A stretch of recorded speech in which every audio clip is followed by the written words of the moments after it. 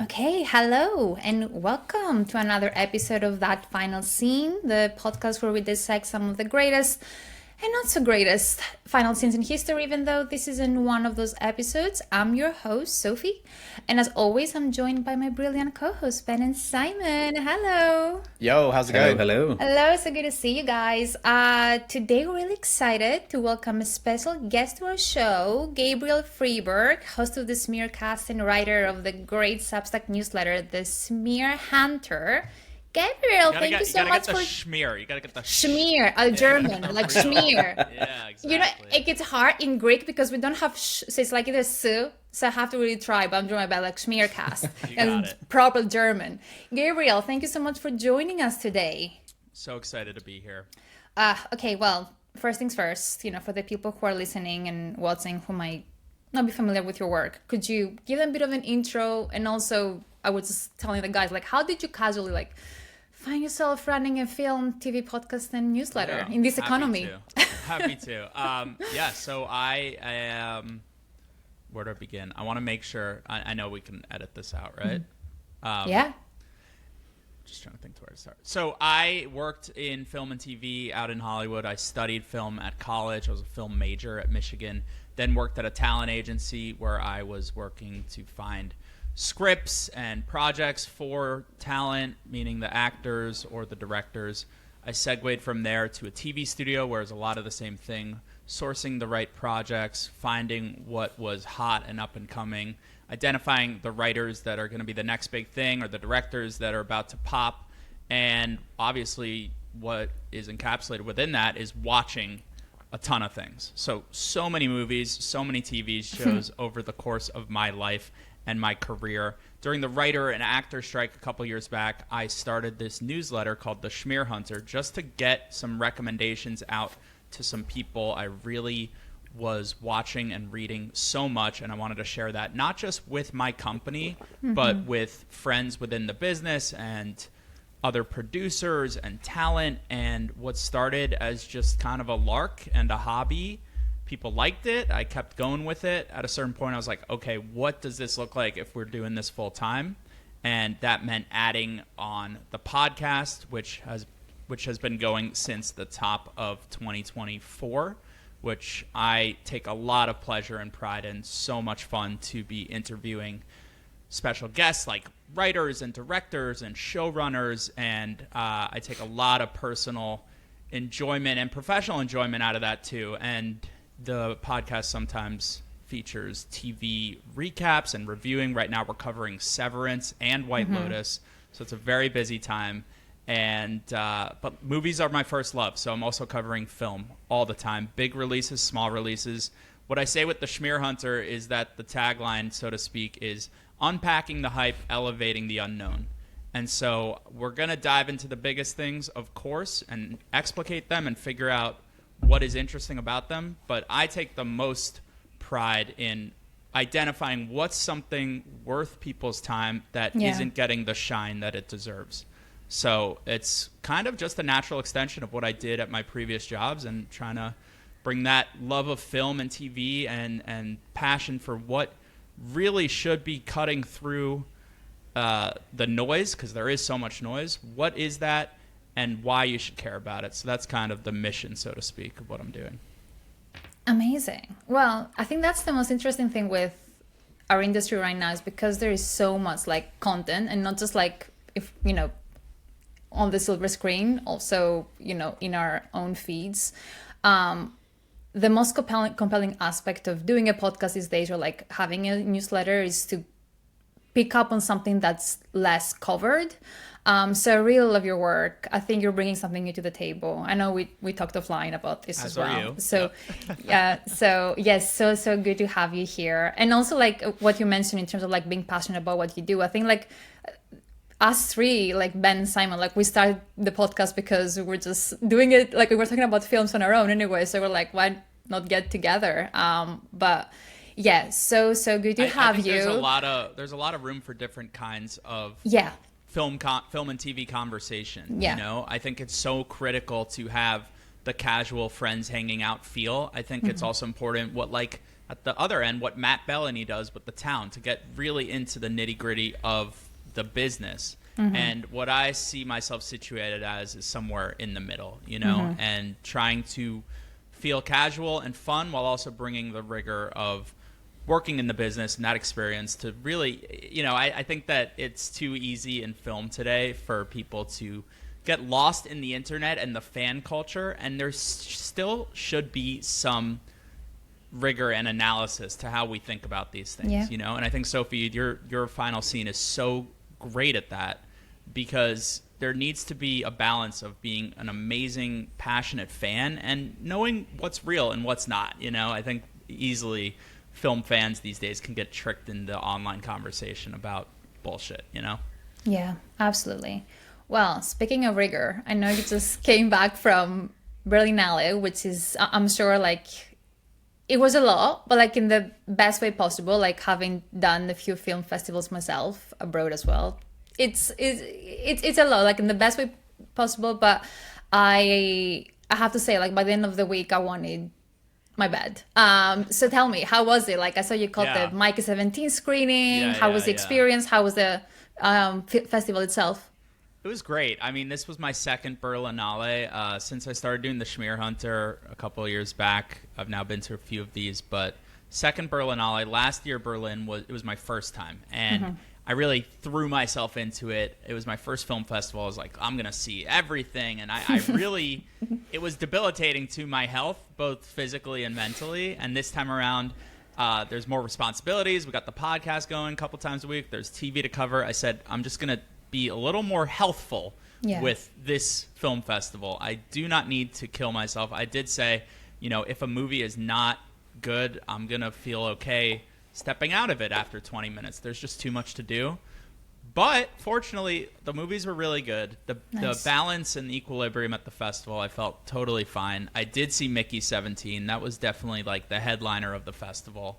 I don't know how much you want me to talk about it now, but I will just give a couple non-spoiler impressions of it, which is good on Bong Joon-ho for making this, because to see such a masterful director work with such a big budget and make a studio film, that is unfortunately more rare than ever. Like, we think of James Cameron and how he would make these movies every few years, and bang, there's another James Cameron masterpiece that makes $1 billion and cost you know, hundreds of millions. And now, unless it's a Marvel movie or a DC movie, you're not getting a huge budget, and you're definitely not getting a director with vision. So I say that to say that Bong Joon-ho has that vision and executes it pretty well. I think the movie's like really messy and kind of silly. It's definitely more in line with Okja and Snowpiercer in terms of those fables about capitalism mixed with some zany humor and some action and always that Bong Joon-ho darkness. But the mix for me is not as perfect as, say, Parasite or Memories of Murder, or as psychologically deep as something like Mother, which I guess I've enjoyed those types of Bong movies more. But we'll see. I'm pretty nervous. The movie cost a lot of money. It's not supposed to make too much money, so it'll really have to rely on the passion of film fans to bolster it, and the love of Robert Pattinson. And I know that the love of Rob Pat and the love of Bong Joon-ho is strong, so we'll see, you know. What was the budget? $150 million. Oh, wow. That's crazy.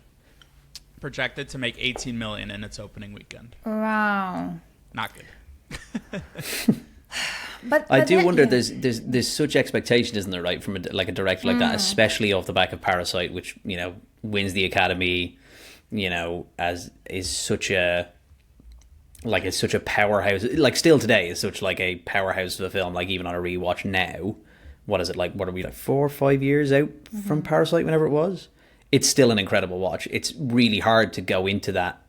You know, many amazing directors have then gone into that studio atmosphere and not been able to, I don't know, been tied down by it in a way. Your vision gets compromised when more cooks are in the kitchen and more producers are involved, and it's always going to be a risk when you bring in someone who's so idiosyncratic artistically and then give them that much money.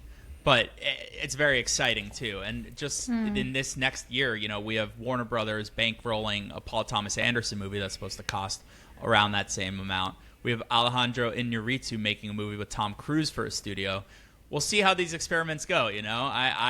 They're going to be exciting for us in terms of content and talking about them, because they'll be like potentially hot messes, but also could be masterpieces. So I'm excited. It's worth a shot, though, right? Like, I mean, we've had so many years of just hundreds of millions of dollars being pumped into the superhero movies, and the fact that we're like 2 weeks out from the last Captain America movie, which has done nowhere near what they would have wanted it to do. Right. That's slowing down so drastically.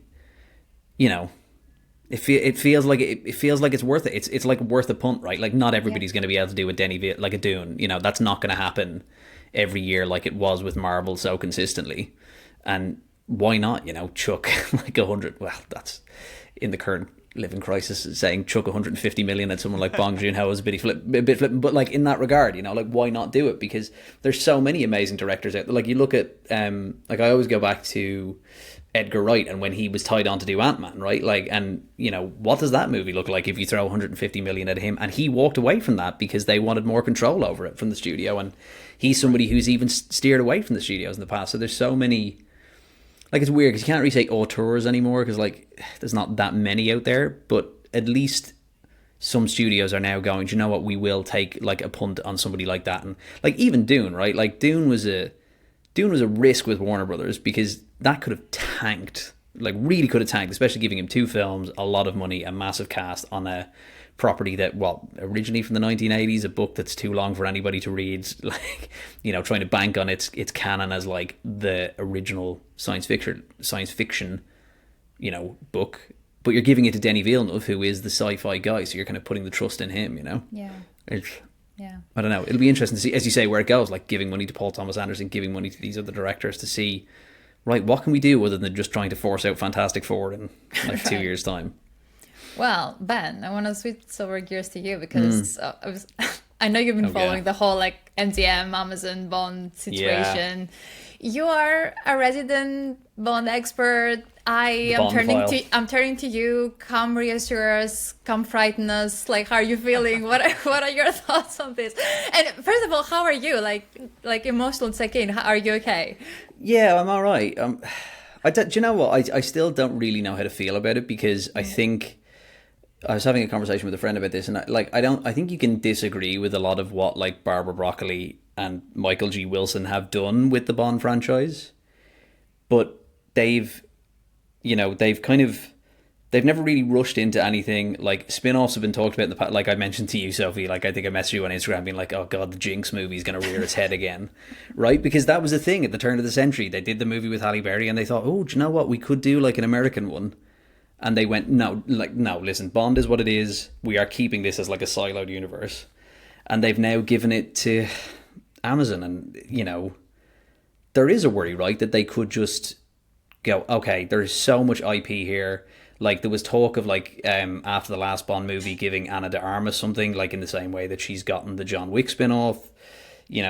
I do worry about it as somebody who's like, as we talk about on this podcast probably way too much when people are sick of it, like as somebody who is like owes a lot of their personality to those films and grew up watching those movies.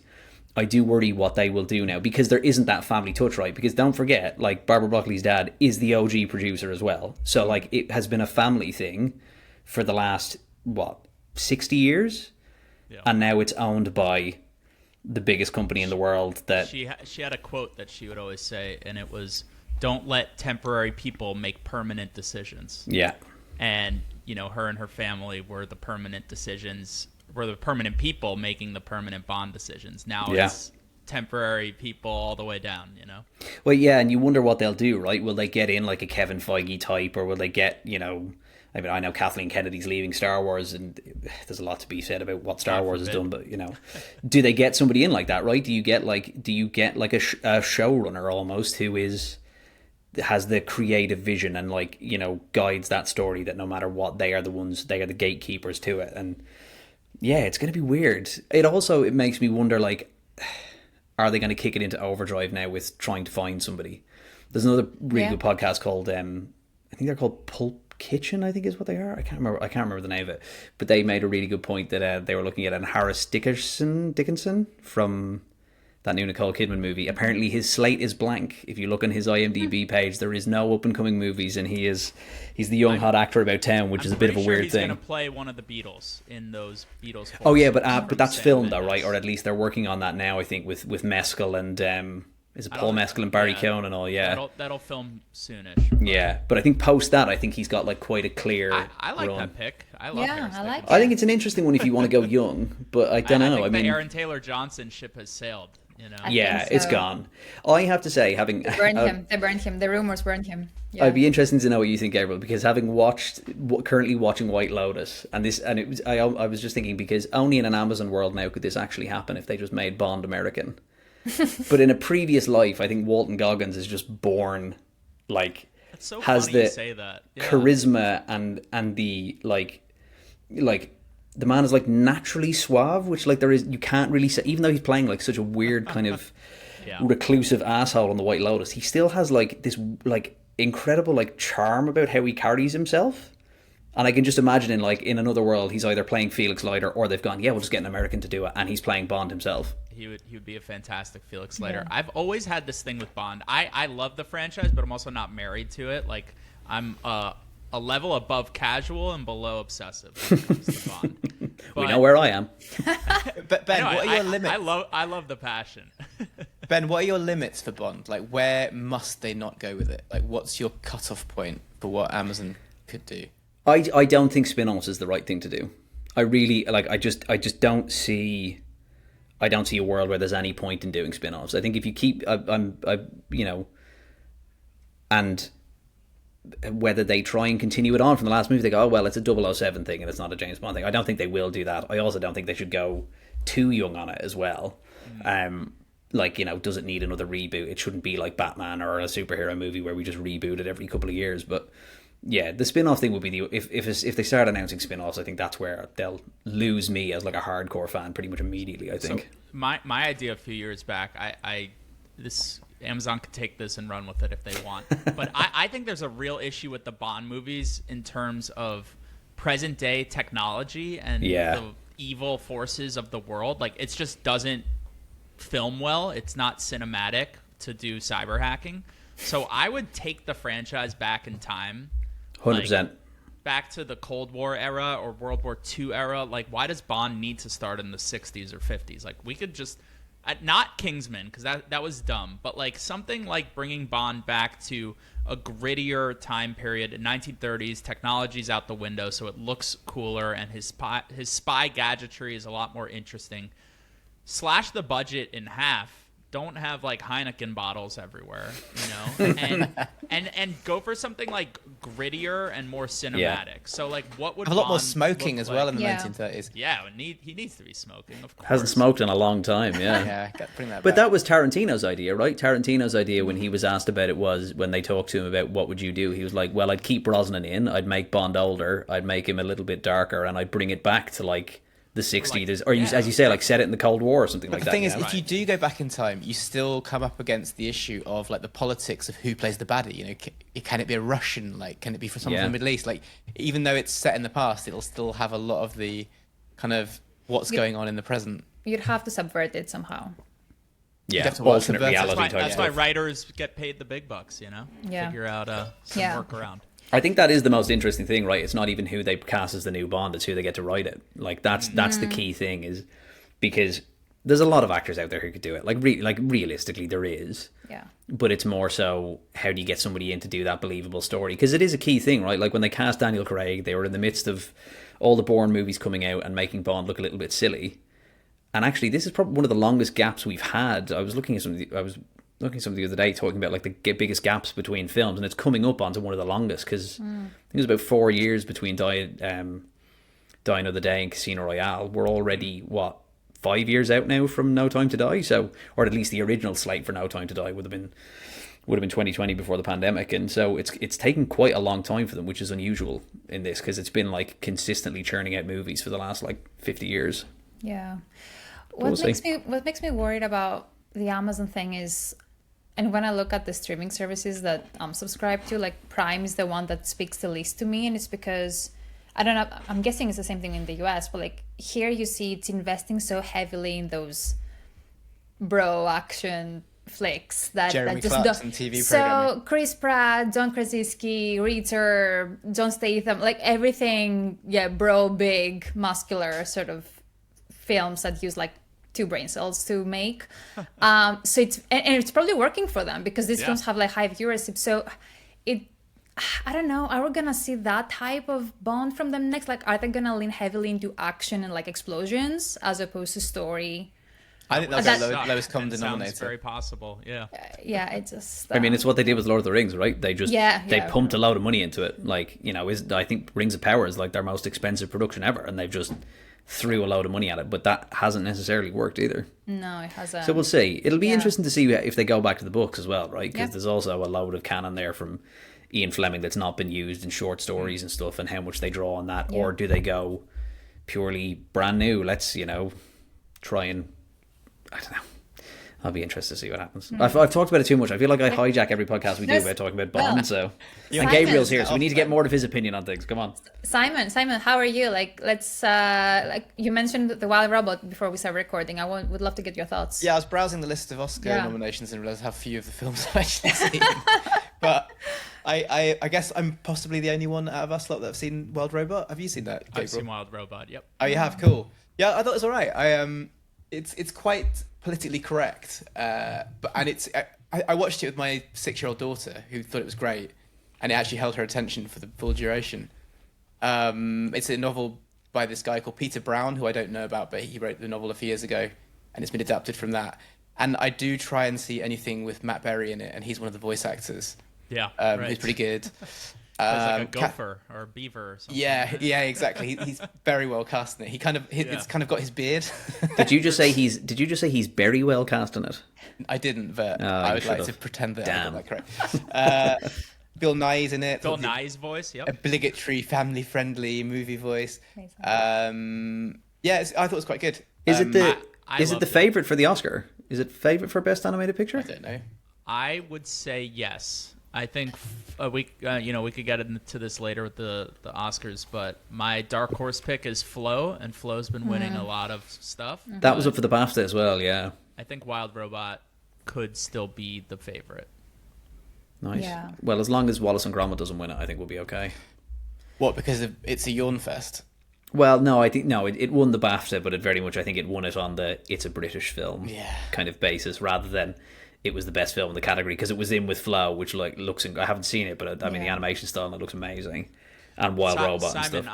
I agree with you. I think Wild Robot's really great, and I loved how just visually beautiful it was. I don't think you expect that too much from animated features, at least coming from the United States that have huge budgets. They have a certain look at this point, but this, the director Chris Sanders seemed to be trying to do something very Miyazaki inspired, and I think that animators say that all the time, like Miyazaki this, Miyazaki that. Like, of course, everyone wants to be Miyazaki, but I think he reached towards it and sort of achieved it, at least in the first half of the film. The second half I thought was way too loud and busy and more conventional, but I thought the first half was really beautiful. Yeah, for anyone that hasn't seen it, it kind of the beginning of it is it sort of imagines sort of an apocalyptic scenario on Earth, and a robot designed to serve humans kind of washes up on the shore of this land, and there's like a gosling. It kind of gets born, and the first thing it sees is this robot, and then it sort of thinks it's its parent, and then the robot ends up taking care of it. And the story is kind of like how the animals have to work together, which is the really nice message of the film. But you do have to suspend your disbelief as an adult, and you're like, they would be preying on each other pretty hard in these circumstances. But then very quickly they kind of get around this by having some kind of pact between the animals where they promise not to eat each other. And Olive was happy with that. So Well, it's also about parenthood too, and, and letting go of your child when they grow up to a certain point. I thought it was really touching. I love the robot. You've probably seen it, even if you haven't seen the movie. You've seen the adverts for it or the trailers, and it's just this like big white ball of a robot with two eyes and arms. That's what it looks like. But then all of its contraptions and gizmos and all the things it can do are really where the animators have a lot of fun with it, which I thought was cool. Yeah, it's cute. Nice. It's one of those things where it's always hard to give things character visually by doing less. It's a real skill there, isn't it? It's easy to make things overly complicated and then it loses its meaning, but they've done a really nice job on the artwork, I think. Oh, nice. Simon, I'm guessing you haven't seen any other Oscar films in preparation of this episode? No, I've seen a couple of them, but no, it's okay. Like no more than I had seen last week. Well, like Gabriel, for context, like this is Simon's least favorite time of the year, Oscar season. And to be fair, I don't blame you, Simon. Like, who cares? But also everyone cares. So it's one of those things that you can avoid if you're covering film. But Simon, I did try to make it a bit more tolerable for you this year. I tried my best. I have some notes here to bring you in because I think you're gonna doze off otherwise. But I think we should just get into it. 2025 Academy Awards this Sunday, and obviously it's a tradition of the show that we're going to break down the major categories and give our predictions. So yeah, again, Gabriel, very thankful to be having you on for this year with us. I also put out a poll on Substack for our community, so they got to vote on their predictions and their fan favorites, and I have the results somewhere in tab 5 right here in front of me. I'll try to find them. So yeah, huge thanks to everyone who got to send in their thoughts. We will be weaving those into our discussion as well. Should we get into it? Please. Let's do it. Amazing. Okay, so we'll save Best Picture for last. And we're gonna start with the acting categories. Best Actor.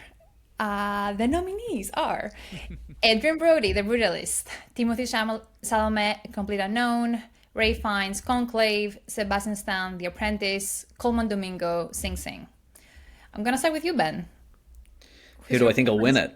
Who's your pick for this category? Yeah, let's start with predictions. Well, if I was going from the ones I've seen, I weirdly would probably go Ray Fiennes. I watched Conclave over the weekend and I really enjoyed it. But I mean, the hype is that Brody will win it, right? Like, I mean, I know we were talking about this before that Chalamet won the SAG award, but I think just the nature of the film and the hype around it, I'd be very surprised if Brody doesn't win it.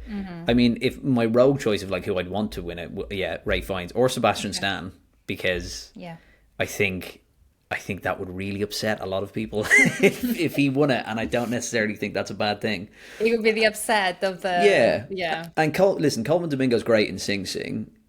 Like we've talked about the Sing. I've talked about Sing Sing on the podcast before. Like, I enjoyed the movie. It's a nice movie, but it's a bit like almost too Oscar baity for me. And like, he is great in it, but I think his Oscar's coming. I think I said this in the last episode. I think it's coming. Sure. I just don't think it's for this one. Yeah. Gabriel, what's your take for this? I'm going with my New York City boy. Grew up just 40 blocks south of me. We were in rec league basketball together, and that is not Adrien Brody. That's Timothée Chalamet. Wow. Okay. Wow. Listen, okay. The prediction. So that's your prediction. That's who I want. And that's my prediction. Okay. Oh, okay. Wow. Okay. Okay. Amazing. I watched that SAG Awards speech. I was impressed. I'm not someone who makes him my personality. I feel like that's what a lot of people do. I'm a little more level-headed than that about him. And there were aspects of arrogance to the speech for sure, but I also liked him just going for it. I think the energy behind him and for him is exciting and fresh. I think that Adrien Brody's won already for The Pianist 20-something years ago. And so there's like a lack of freshness no matter how good he is in The Brutalist. I do think he's really good. There was that little AI dust-up as it pertains to his Hungarian speaking that maybe swayed a few voters. And then I think voters just want to get behind the hot young thing because film, we don't believe this, I don't believe this, but film is dying, and so like, what can we counteract that by doing? We can vote for Timothée Chalamet, the youth movement, get him up there to give a speech. That'll really energize the Academy, film community, the film lovers. Like, I just feel like the tides are behind him. Nice. They're also both so deeply not the actors, but the stories of the film so deeply American.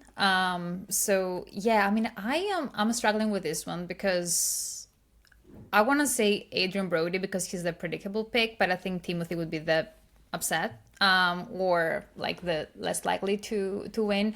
But I have the community picks in front of me. So in terms of predictions, we have Brody with 71% and Timothée with 24%. But the person that like to see win is Coleman Domingo at 33%. So he's number Really? one. Yeah, Ray Fiennes at 30 and Brody I'd go with with that. 27, and Timothy scored last. So wow, okay. that was interesting. I mean, that's mostly I like wonder what people would say today, though. You know, I don't know Yeah. when you took this poll, but Yeah.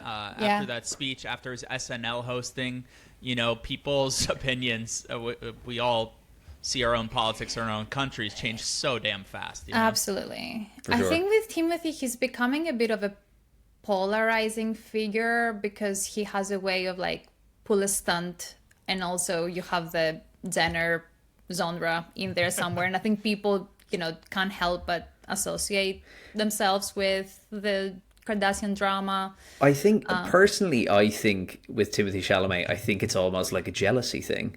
Yeah. I think people don't really like the fact that he is this good at such a young age and Yeah. is already like getting close to being one of the highest paid actors in the world. Like there's definitely an element of like, well, he's not Leonardo DiCaprio and like Leo did it for years. It's like, yeah, it fucking doesn't matter. Like, yeah, what is he, like 26, 27, whatever age he is? I think people probably don't like the fact that he is becoming so successful at such a young age. I feel like he's the guy at the poker table who just like keeps winning and keeps betting, and his hands could suck. It doesn't matter. And now people are like gathering around Yeah. the table, He's like got almost lucky. supporting him, like because when someone's winning, it's just exciting, and he's just, like, who even knows if he's got good hot hands, but he keeps Right. winning, and that's just feels like the energy, and I don't want to pick against that, you know. Nice. Yeah. Let's move on. Best actress. Okay, so for best actress, we have Cynthia Erivo, Wicked, Carla Sofia Gascon, Emilian Perez, Mikey Madison, Anora, Demi Moore, The Substance, and Fernanda Torres for I'm Still Here. Gabriel, let's start with you. Who do you think will take the home for the Oscar? Carla Sofia Gascon, right? Nothing's happened to her, right? Wait, oh my god. To be fair, Am I wait. missing something? Did something happen? I genuinely think that would have been a valid response like a month ago. Like I thought that would be like a fair prediction. That's like the I don't think Carla Sofia Gascon got any votes. I don't think even Carla Sofia Gascon voted for herself. No, my pick is Demi Moore with The Substance. But that reaction was priceless. I was just like, where is she going with this? Where is she going with this? Is Demi both your prediction and your fave? Yes. Okay. So she's who I think will win, and I think she's my favorite as well. Yeah, I really love The Substance. I love her in it. I think that the career legacy angle of the award is very strong and will support her. And I don't think it applies. I don't think it applied in the best actor thing in regards to Adrian Brody because he's won before, you know. But I think it applies here because Demi Moore and her speeches have all been about how she's never considered herself a serious actress and the industry's put her down or sexualized her, whatever. And here she gets a serious role and she knocks it out of the park. And so I think that narrative is really strong behind her, is going to help her. And Mikey Madison will have her day another time, but I don't think her time is quite yet. I agree. Even though I haven't seen The Substance, as I said on this podcast multiple times, because I can't do body horror. But yeah, I'm pretty sure she was great. And also the legacy thing, you know, it just fits right in. And her speeches have been incredible, I have to say. Like most of the time I just, again, doze off with them. But because they're so like they just tap themselves on the back. But I think she earned her place, and I'm just really glad to see, I'm just really excited to see her pick up the trophy. I'm gonna go through the community Please. poll right now because we do have Demi Moore to win at 50% and Mikey at 26%. I don't know. Like, Ben, did you get to see Anora? Yeah, I did. Yeah, I watched it on Friday night. Yeah. What did you think? What did you think? Well, so this is where I'm gonna go against you guys. I'm gonna go the exact opposite, actually. Okay. I think I completely agree with the narrative angle on Demi Moore. I think it makes a lot of sense. But actually, I think this is the one where this is where the upset will be, and I just thought Mikey Madison was amazing. I loved her. I loved her. I was blown away. Like I went into Anora not really, because obviously, Sophie, you've talked it up quite a lot, and everybody has really. So I was kind of going in there being like, oh god, well if I don't like it, I'm kind of like. But I was just blown away by it. I thought it was absolutely incredible, and just a roller coaster of a film. And yeah, I think if there's an upset on the cards for any of the categories, I think it's her. So I'm going to say Mikey Madison. I think. Yeah, we love a dark horse. Simon, what's your favorite Demi Moore film? They're gonna keep coming. I don't know. Give me some 80s Demi Moore titles. G.I. Jane, you must G.I. like, Jane, yeah. like Never seen it. A Few Good Men. Oh, yes, I love that film. yeah, so good. I'll take that. Yeah. When they're having the late night Chinese takeaway session in A Few Good Men. Ooh. She's in one of the Charlie's Angels, the sequel maybe. She's great, or the first Never one. seen it. So good. She's great in that. Simon, this is right up your alley, Charlie's Angels. Okay, the fan favorite for this is Mikey Madison on 35%, with Demi being a very close second on 32%. I also want to just shout out Fernanda Torres is really good. And incredible. And I don't see her winning, but it's cool that she was nominated for a foreign film to sneak into this category. And she's amazing in it.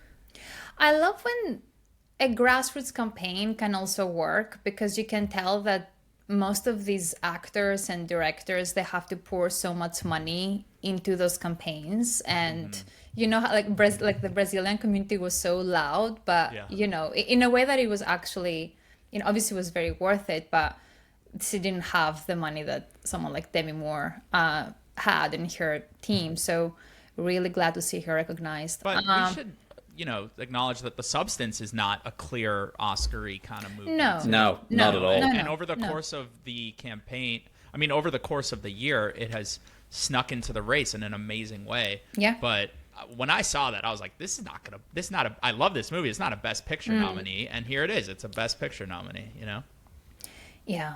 Crazy.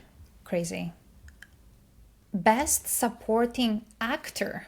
Okay, so for Best Supporting Actor, the nominees include Yura Borisov, Anora, Kieran Culkin, A Real Pain, Edward Norton, and Complete Unknown, Guy Pearce, The Brutalist, and Jeremy Strong with The Apprentice. Ben, I know you saw A Real Pain recently, and you really loved Kieran. Do we have any doubt that Kieran's not going to take this? I don't think there's any doubt on it. The romantic in me would love Yura Borisov to win it, because I thought, like, you're just team Igor the whole way. As soon as he comes into Anora, he's like, even though he's a character who doesn't say so much, he's this like really endearing and kind of, you're drawn to him in every single scene. Like that, the opening scene when he comes in and he's restraining her. I wanted to hold him, like the whole. I just wanted to hug him, because he's like, for a character with so little to say, he's like, he really draws you in. But I think there's so much behind Kieran Culkin, and that's not to say it's not a great performance. I really think it is.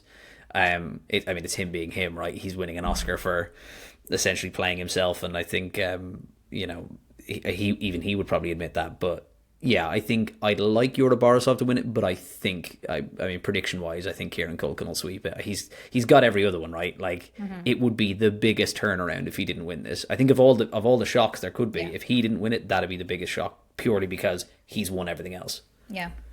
Gabriel, where are you at? I also think Kieran Culkin's going to win, but I would pick Guy Pearce in The Brutalist. Really? One of my favorite performances of the year.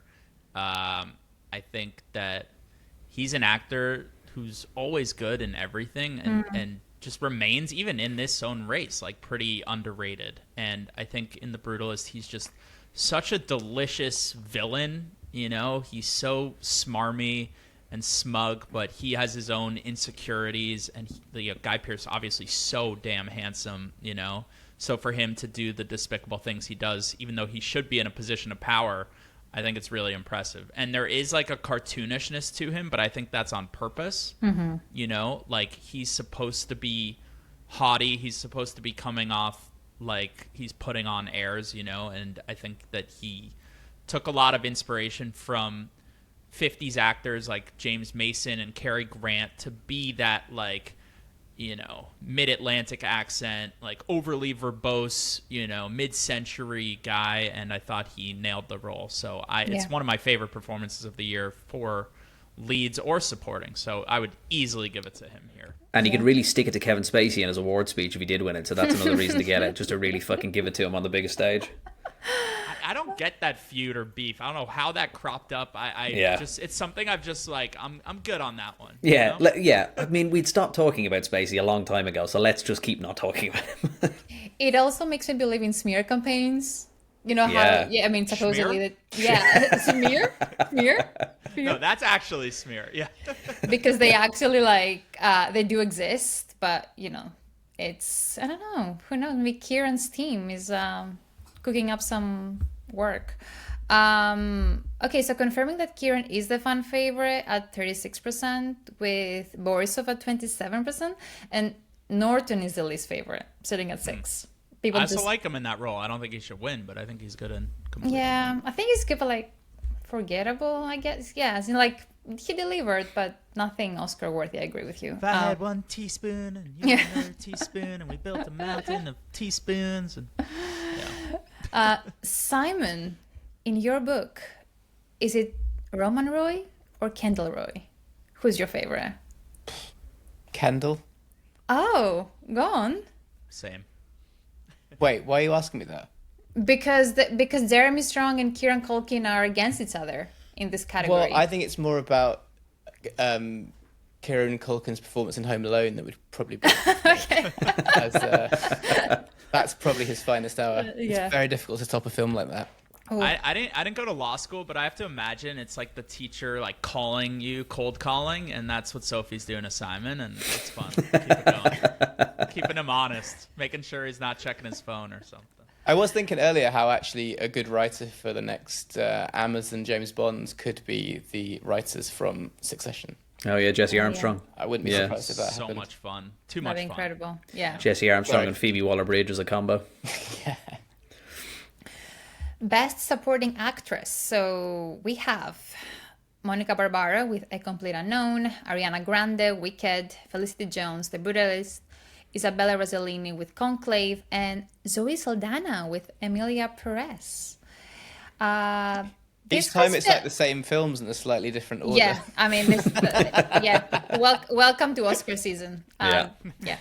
This has felt like the weakest category for me from the major ones, if I'm honest. Ben, I know you felt passionate about Ariana this year. I How are you did. feeling? Yeah.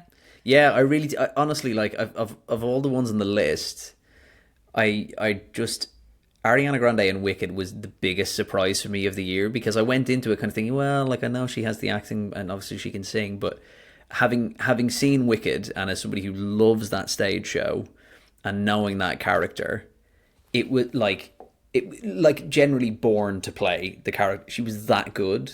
She was that annoying. She was that kind of prissy. She was that in your face, and yet you still kind of get to the end of it and you absolutely love her and you don't know why, which is everything about what that character should be. Like, I love you, but I don't really know why I love you that much, because you're doing some pretty shitty things.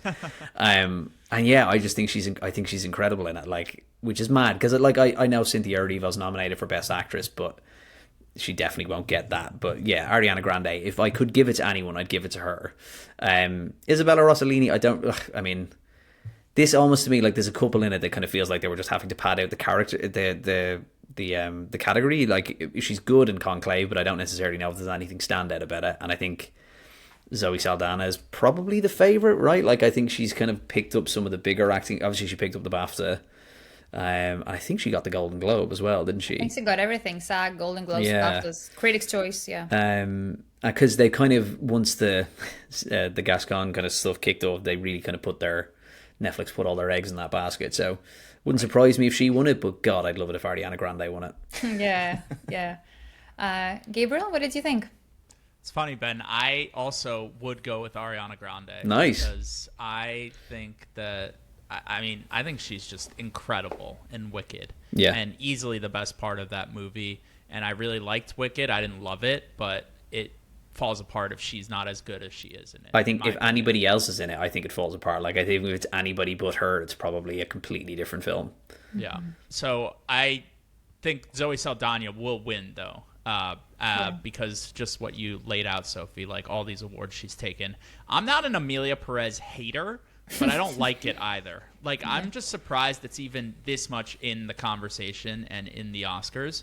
Like, it's a 2.5, 3-star movie that I watched. Okay, that was crazy. Never need to see it again. You know? And I just like can't believe it remains like so much in the consciousness with its lovers and its haters and the Carlos Sofia Gascon. I'm just like so tired of it, you know? Yeah. So I wouldn't even give it any award. I'm surprised it even had this many nominations. And Zoe Saldana is good in it, but like I would go with Ariana Grande here. I thought Monica Barbaro is amazing in A Complete Unknown, even though she does a lot of staring at Timothée Chalamet. Yeah. Felicity Jones, you know, not my thing in The Brutalist, but fine.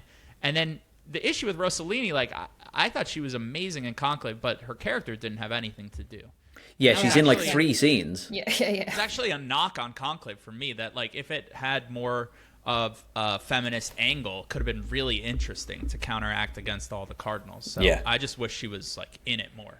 I think it almost hangs its hat on that ending. They kind of try and justify themselves not having any stronger women. They try and throw a bit of a curveball ending into it to make it in any way more diverse than just a load of Catholic men sitting around for 2.5 hours. Yeah, this is why this felt like a bit of a weak category for me. It's almost like her nomination was a bit forced. Like, oh, we need like a 5th person in there, and they picked someone who had like 5 minutes of screen time. Even though, what is quite surprising to me, like on the flip side, Isabella Rossellini won the fan favorite vote in her poll. Really? It's very close with Ariana. I think it was. Cool. I don't have the numbers, but it's like 33 or 32. So very similar. But Zoe came last in the fan vote at 9%. No one wants her to win. Everyone's over Amelia Perez. Everyone's over him. Yeah. It's a shame because she's a great actress. But yeah, this has. This is gonna win an Oscar for a film that everyone hates. So yeah, not great. Anyway, best original screenplay. So we have Anora, The Brutalist, Ariel Payne, September 5, The Substance. Gabriel, have you seen September 5? Like, this is a film that no one has heard of in the UK. Movies. Like, have, okay. This is a tight race. Who's your prediction? I think Anora is going to win, but my pick would be The Brutalist. And I just go back to The Brutalist and how many people say to me, like, this is a real guy, right? I'm like, no, this is not a real guy. This is a complete fiction and completely invented. It came from the mind of a very young filmmaker and his wife. It's a story that they wrote 5 or 6 years ago. I remember working at a talent agency and the script was being passed around and it was like, oh, it's The Brutalist. Like everyone loves The Brutalist, but there was always a but that'll never get made. It's a like 180-page epic that's supposed to be 3 hours and 40 minutes long, you know? And it's always been an amazing script. The fact that people confuse it with reality just speaks to how impressive it is to me. Yeah. Ben, what's your prediction? What's your fan fave? Yeah, I think Anora will probably win it, and actually I have no qualms with that. I think that's great. But part of me would like to see Jesse Eisenberg get it for A Real Pain, because I think like it's a really beautifully crafted story, and it's very like it's very simple. It's not very long. Like it's quite tidy. Like if there's one thing I'd say about Anora, it's a bit long, but I think that's just because there's a couple of scenes that maybe go on too long, and that's not actually in the story itself. Whereas A Real Pain's really tidy, it's neat, and it got some really impactful moments in it. And listen, Jesse Eisenberg has been great. I think the whole campaign trail, and the fact that he's kind of running in the wake of Kieran Culkin, that he's like blazing this trail and winning all these awards, and you know Jesse Eisenberg half the time is just having to go and receive these awards on his behalf. I'd love it if he got something. So I think Anora will win it, like Gabriel, but I would love to see A Real Pain win it, I think. Yeah, it would be the underdog win for sure. Yeah, for sure. And it'd be nice, I think, as well. Like it'd be great for him, like, you know, for him to get up and do it after all this shit. I mean, the whole time people asking him about Mark Zuckerberg, it's like, okay, let's just park that and just accept the fact that the guy's a great writer and give him an award and recognition for that, and not that he played Mark Zuckerberg like 15 years ago. Yeah. Simon, from 1 to 10, how do you rate Jesse Eisenberg in The Social Network? 10. I love that film.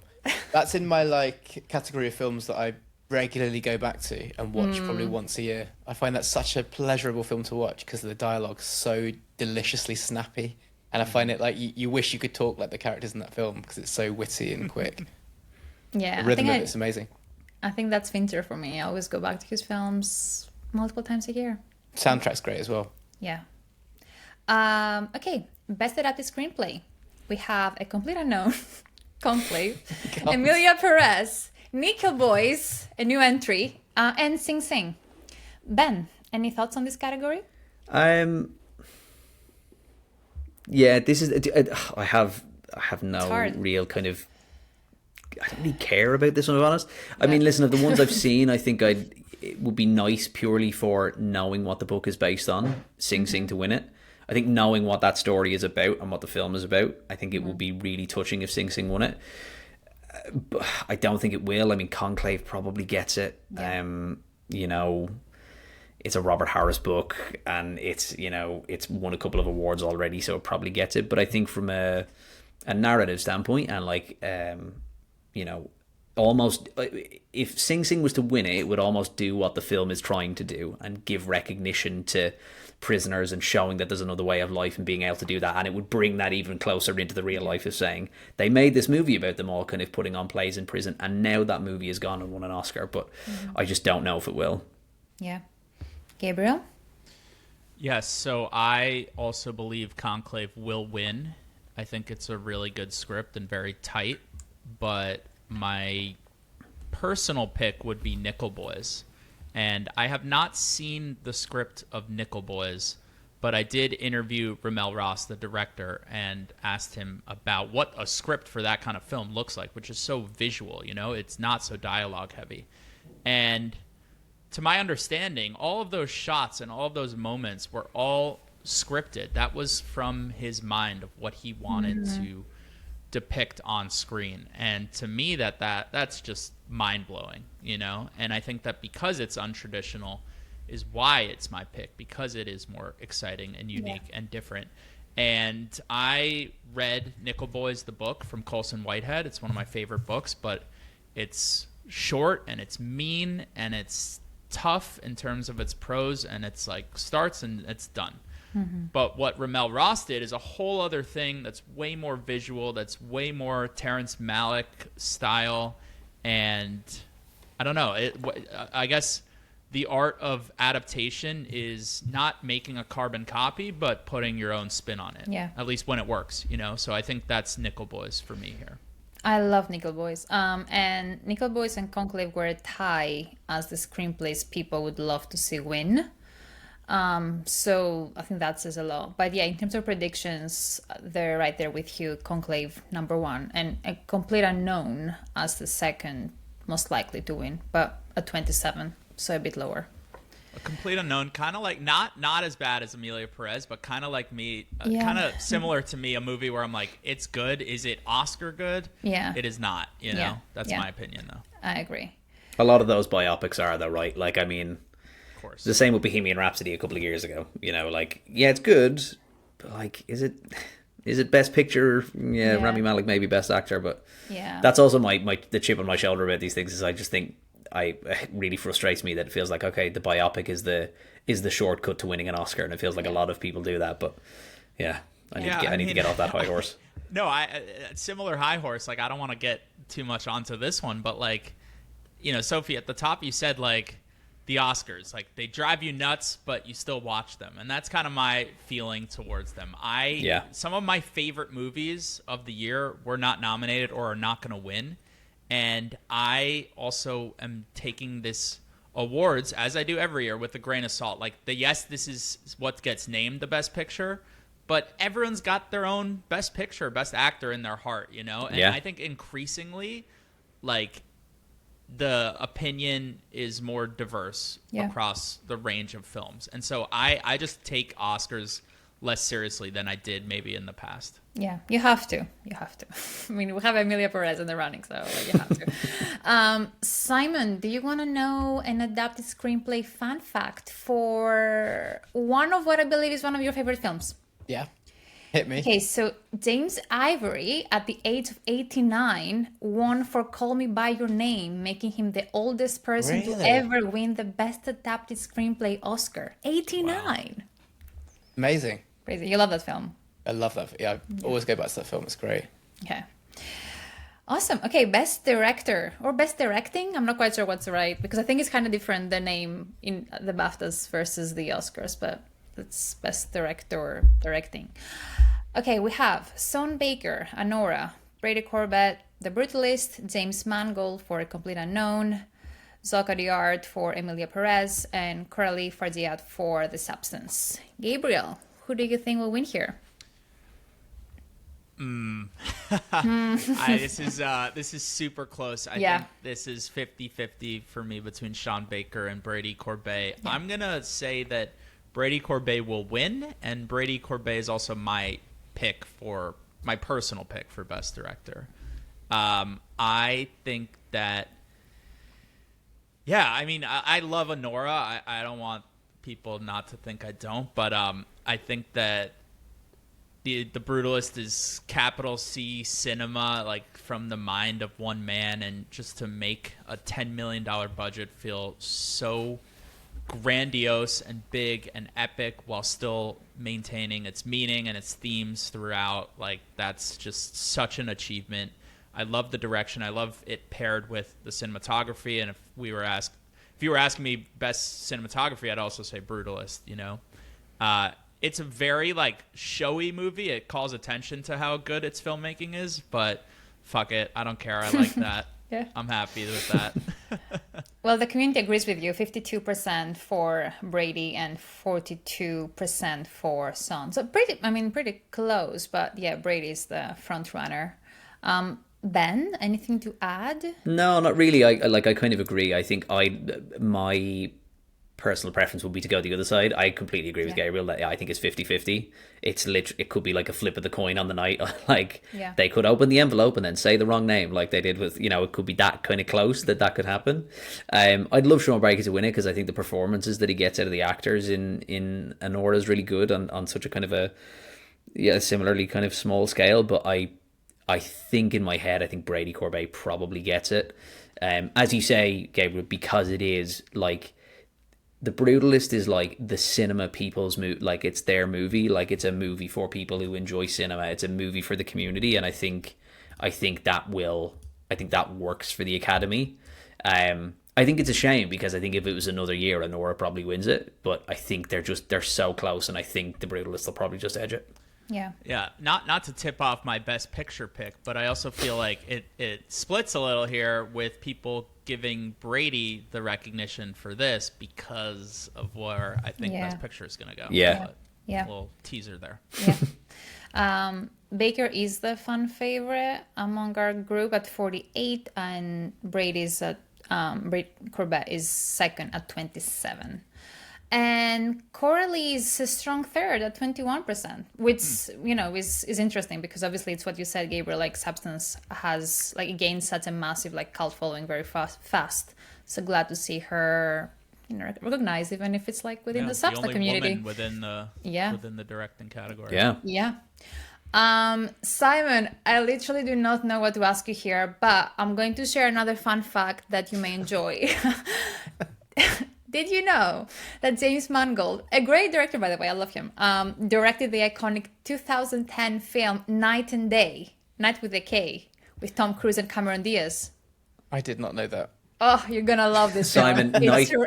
Night and Day is perfect hungover on a Sunday. Yes. I have actually seen this film. It's oh god, I haven't watched that movie in a long time, but that's a good it's for me it's like Bad Boys 2. It's like good hungover on a Sunday. So good. Like Saturday's been a heavy night and you're just I need something easy. It sounds like the kind of short novel you'd buy in an airport to read on the beach. Yeah. It's a little bit steamy in places.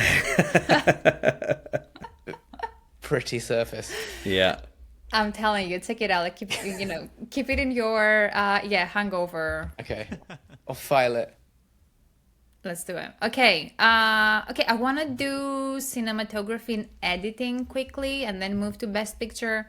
Then again, cover some of the rest of the categories on a top line level because this is supposed to be an hour-long podcast. And again, we don't want to make anyone listening or Simon doze off. But we will make sure to share the full predictions and fan favorites of the poll when this episode comes out. So cinematography, we have The Brutalist, Dune Part 2, a new film, Emilia Perez, Maria, random, but love the cinematography, and Nosferatu. Ben, so we start with you. Yeah, I think The Brutalist probably wins it. I mean, I rewatched Dune Part 2 quite recently. Did you? Yeah, just watched it over the weekend. And I mean, I think it's a shame that Denis Villeneuve isn't getting more love for it because it is just such a fantastic film. You know, there's something to be said for the fact that he's not nominated. I mean, I take him over Jacques Audiard for Emilia Perez any day of the week. And so I would like Dune to get a little bit of love. And it does look incredible. Like, you can't, you know, especially on the big screen, you can't deny. But again, I think going back to this is, you know, it's a category for like the cinephile and it's the cinema goers kind of thing. I think was it Lol Crawley probably wins it for The Brutalist, I think. Yeah. Gabriel?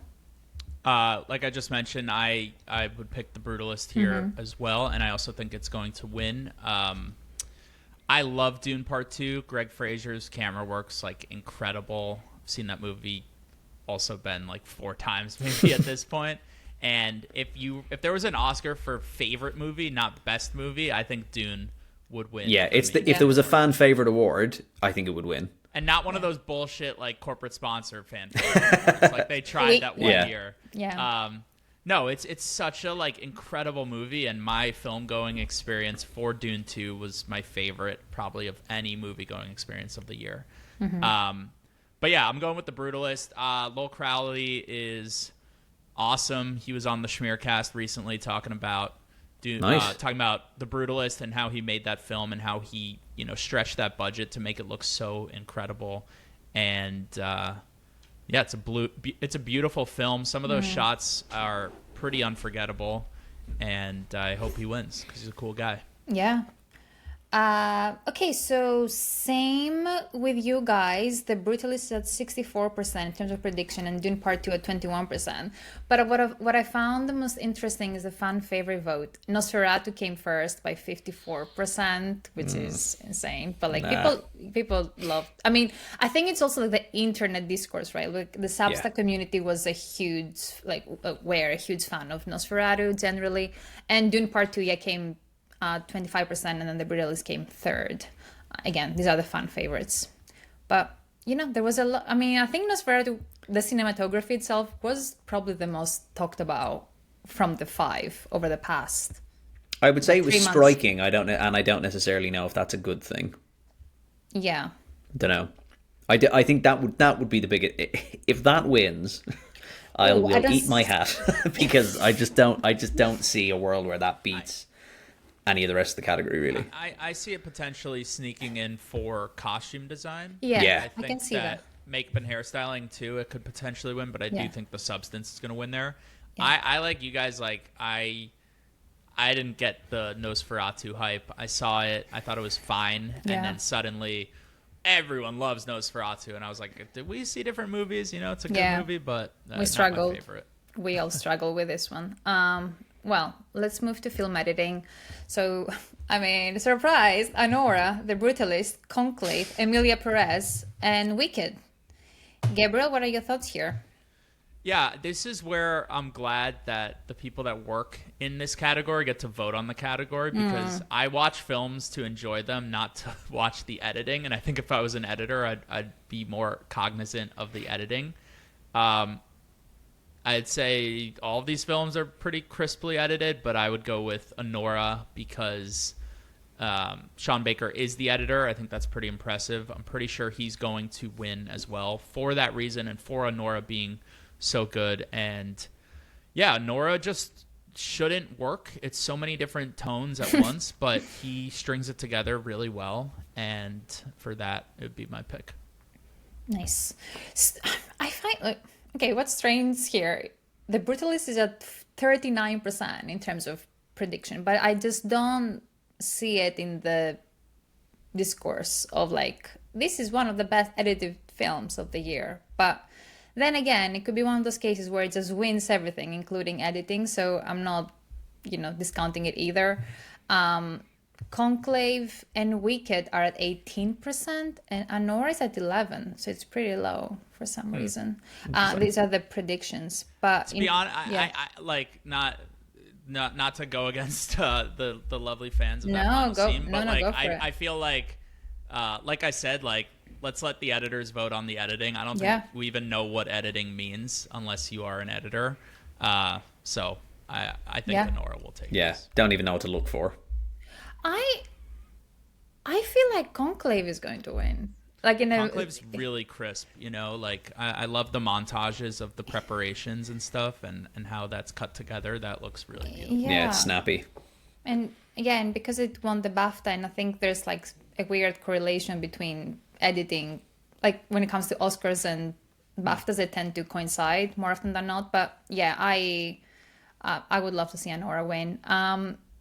Simon, I have a question for you. I would love for you to tell me some of the worst editing you've seen in a film. The worst editing? No, maybe not the worst ever, but like think of a film that you're like, oh, editing took me out of it. I think you mentioned something recently, but... What did I say recently?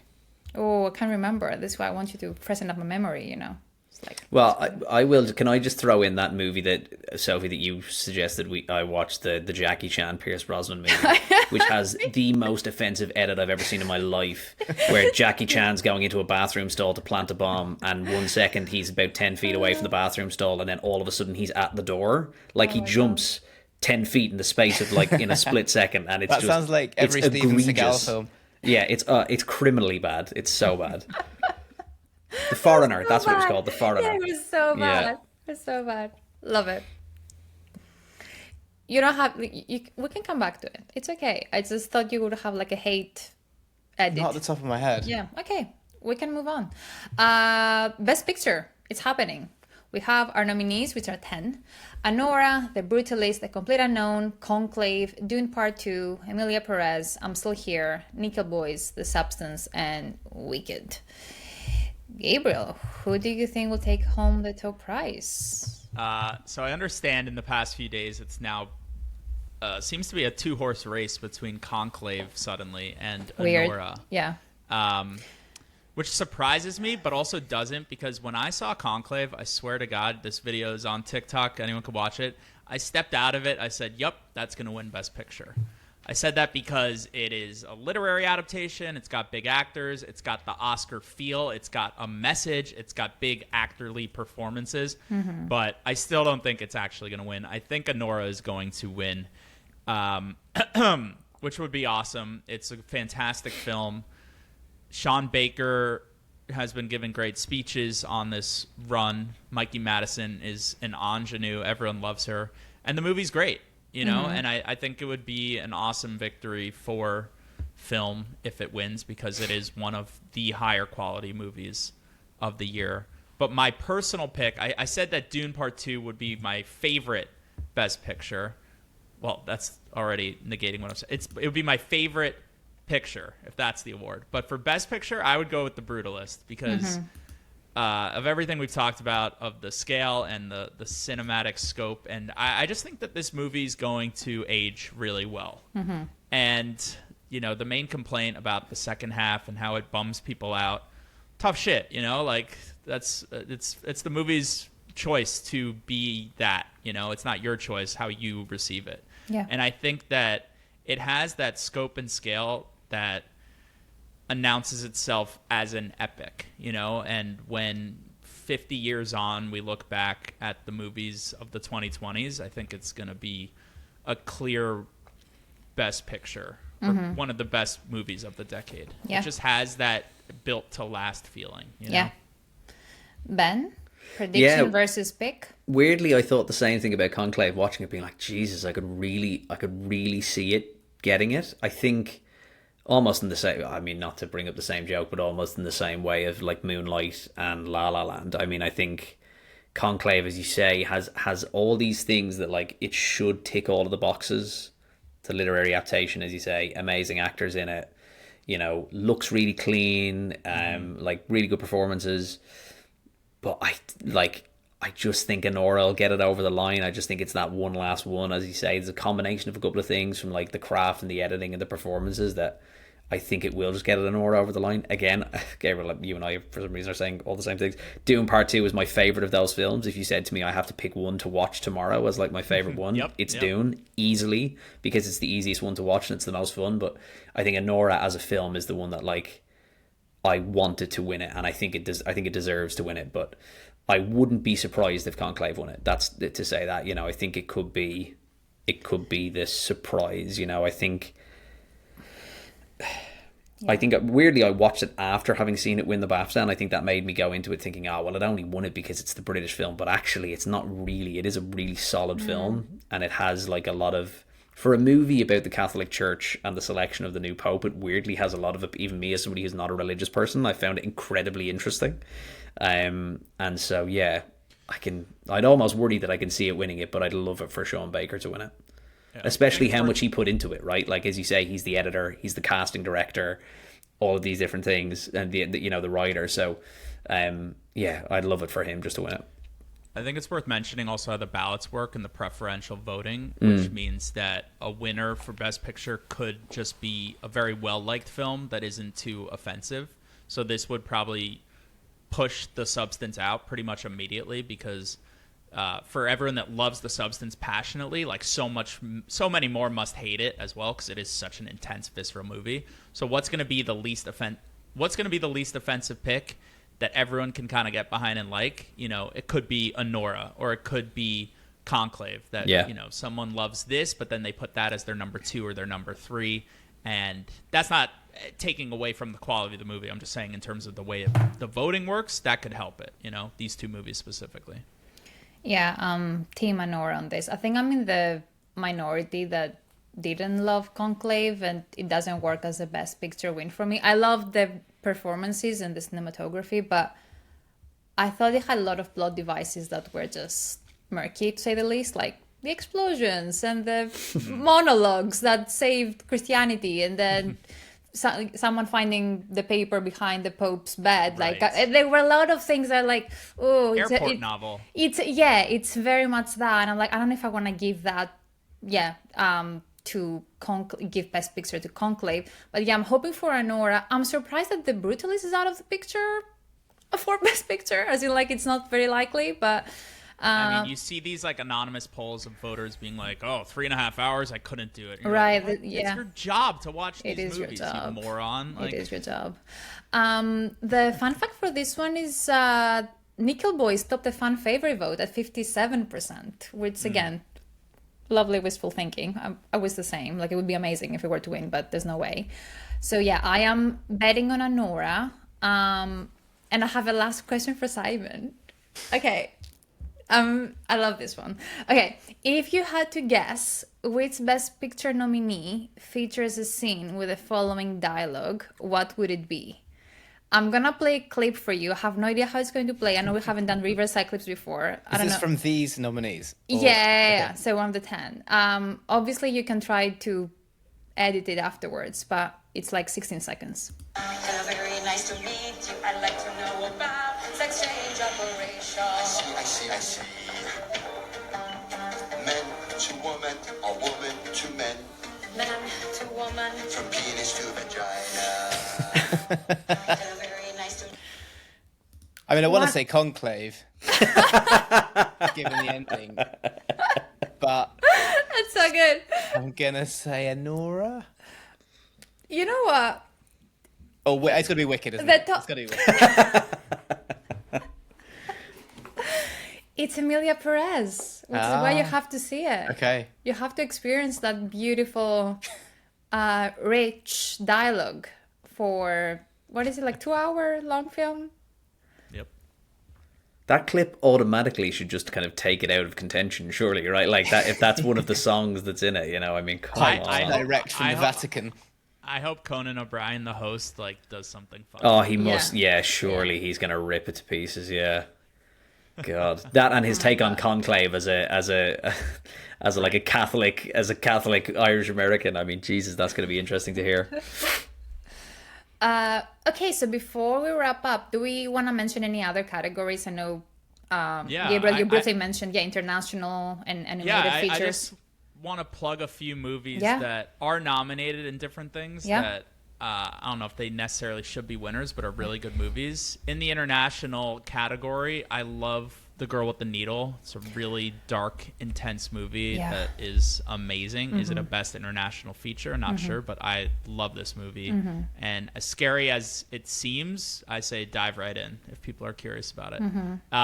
Better Man, the Robbie Williams movie. You know, I got some people Really? phoning in from England here, right? And I supposed knew to be nothing. good. I knew nothing about Robbie Williams. My girlfriend is German, so she loves him and understands the international presence that he has. I love this movie. It was fantastic. Yeah. It's got so much great energy. It's got so much verve. I went from not caring or knowing about Robbie Williams to actually being interested in him. But again, in Best International Feature, Seed of the Sacred Fig, a really hard, tough movie. Really incredible, though. Loved it, And yeah. the story behind the making of it is as good as the movie, as incredible as the movie, I should say. And then lastly, in the documentary feature, I'm still catching up on a few of these, but I love this movie, Soundtrack to a Coup d'etat. If you like to go on deep dive, late night, rabbit hole, wiki linking, like this is the kind of movie. It's like, reminds me of JFK, like you're in a conspiracy basically, and it's all true. It's about the assassination of Patrice Lumumba in like 1959 by the United States. He was about to be the democratic leader of the Congo, and because he had leftward leanings, the USA wanted to get him out, as did the major world powers. And so this movie is set to like a jazz soundtrack, all archival, first-person sources telling the story of this assassination. And it's just like a fever dream in a really exciting way. So I love all those movies, and I don't think they're going to take home much on Sunday night, but really good films. Oh, thank you for this. Yeah, I saw the Seed of the Sacred Fig recently. It, tore me apart. Beautiful and devastating at the same time. Okay, I think that wraps our. Go ahead. Sorry, Yeah. I don't mean to make us go too much longer, No, but no, I of also course. prepared like a little quick list of no Oscar nominations, but I love these movies. Yes, please. Oh, yeah, go go for I it. wanted to go through those titles and what they should have or could have been nominated. Yeah. in. Are you gonna start with Challengers? Because you have to. Well, yes, Challengers on the list. We could start with Okay, Challengers. Where the hell is this movie Yeah. in terms of its representation for Sunday night? Should have been a Best Picture nominee. Should have definitely been a Best Score nominee. I love Challengers, and the fact that it's not included makes me just love it more, We should be like, good, Challengers. You don't want to be part of this shit anyways, you know? You're too good for this.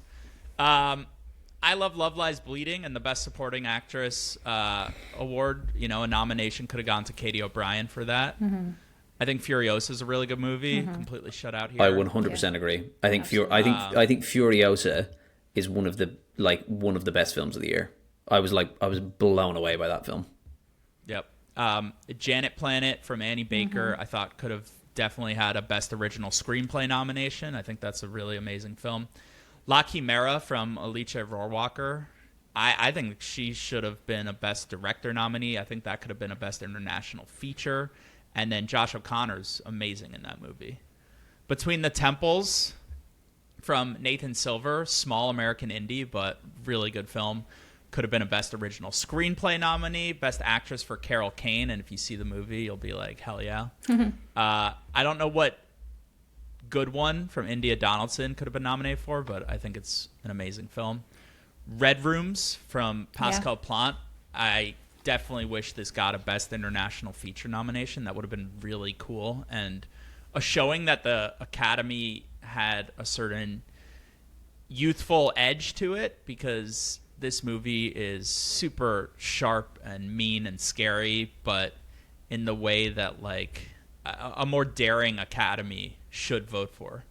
Challengers we mentioned. I'm a huge Baby Girl supporter. I know their Baby Girl's been getting some hate, but I think that Paris Dickinson could have definitely been a Best Supporting Actor nominee for that. I also think Nicole Kidman could have been a Best Actress nominee for that. And then lastly, a very divisive movie, but my favorite film of 2024 got completely shut out, but that is Queer from Luca Guadagnino. I think Daniel Craig is my best actor of the year, best performance. I think the costume design from Jonathan Anderson and Loewe is amazing. And I love the score also from Trent Reznor and Atticus Ross. So just some films that, for the listeners, hopefully to check out that are going to get no love or representation on Sunday. Thank you. These are incredible. Luca got no love. I don't know what happened. I don't know what happened behind the scenes. He's too good for this. He's too this good academy. for this. Yeah, He doesn't want to be there. Yeah. And let him enjoy. You know, he's probably having a massive 30-person dinner in the Tuscan Hills right now, laughing, having lots of wine. Saying fuck this shit. You know? Yeah, I felt the same way about Kneecap. They don't need it. They don't need the Oscar. The film's good enough as it is. Yeah. Which I still have to see, because after the BAFTAs, I want to say sweet, but like, because as I was watching the BAFTAs, like I could tell like the room was just so excited for the film, and they For want Kneecap. Awesome. for Kneecap, yeah. Shame. Well, I mean, it's all. a shame that they didn't win it, but didn't win anything. But like, yeah, I actually think Kneecap's probably my favorite film from last year. Like as one that I could just go back and rewatch. And I think I think it was Red Room you were saying, Gabriel. It's like it's kind of younger and edgy. Like Kneecap had that. It's like it would have been different. Like it would have been edgy. It's like it's a really witty film. It's not really like anything you would have seen before in it. And yeah, it's a really funny and easy watch, and especially considering the main cast are three young guys from a band from Northern Ireland who have no acting experience. It's pretty good. Amazing.